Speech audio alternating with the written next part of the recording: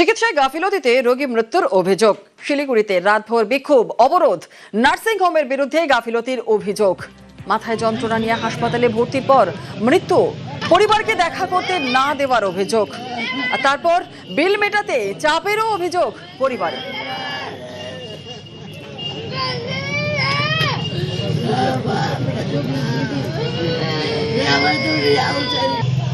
हमारे जो पेशेंट के जो गार्जियन है उनको मालूम ही नहीं था कि पेशेंट गुजर चुका है, उनको मिलने नहीं दिया जा रहा था। जब वो लोग जबरदस्ती अंदर गए हैं तब पता चला है कि पेशेंट गुजर चुका है। और उससे पहले वो लोग बोल रहे थे कि बिल जमा करो, बिल जमा करो, बिल जमा करो। ये तो ठीक नहीं है और हम लोग चाहते हैं कि इस हॉस्पिटल के ऊपर, डॉक्टर के ऊपर कार्रवाई हो। ঝাড়গ্রামের দিকে নজর রাখতেই হচ্ছে। ভোর রাতে গোপীবল্লভপুরে দুর্ঘটনা। বংশীমোড় চকে দুর্ঘটনার কবলে বাস, জখম ড্রাইভার সহ একাধিক যাত্রী।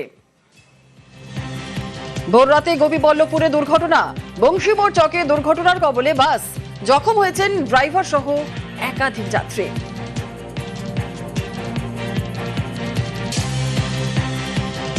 বাস মানে টার্নিং এর কাছে সে একটা বর্গা ছিল, সে বর্গাছে মানে ধাক্কা দিয়েছে, সামনের কাজগুলো সব ভেঙে গেছে। না গাড়ি আছে না। যখন টার্নিং নিচ্ছিল সে সময় গাছে গিয়ে ধাক্কা মারে। হ্যাঁ ধাক্কা মারে।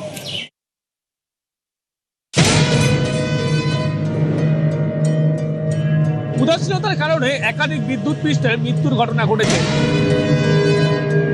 সব তারগুলো তো কাটা আছে, আর রাস্তায় কাটা পড়ে আছে, তো বাচ্চারা তো হাত দিলে তো অ্যাক্সিডেন্ট হয়ে যেতে পারে যে কোনো সময়।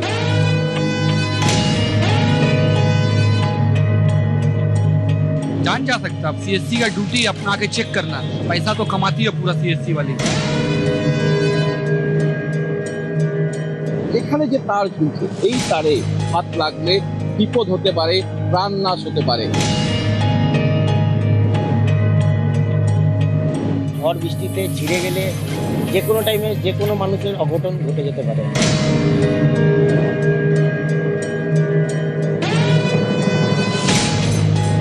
কলকাতা পুরসভার এই যে বাতি স্তম্ভ যেটা আমরা দেখছি, এখানে যে কোনো সময় মৃত্যু ফাঁদ হয়ে রয়েছে।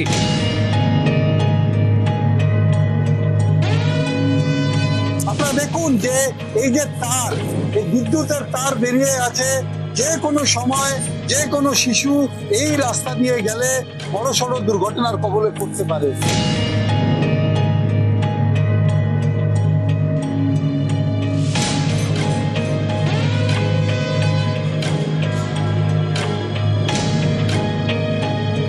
সল্টলেকের একটি জায়গা যেখানে লাইট পোস্ট রয়েছে, সেখানে কিন্তু নিচের অংশে যেখানে বক্স থাকে সেই বক্সের বেহাল অবস্থা।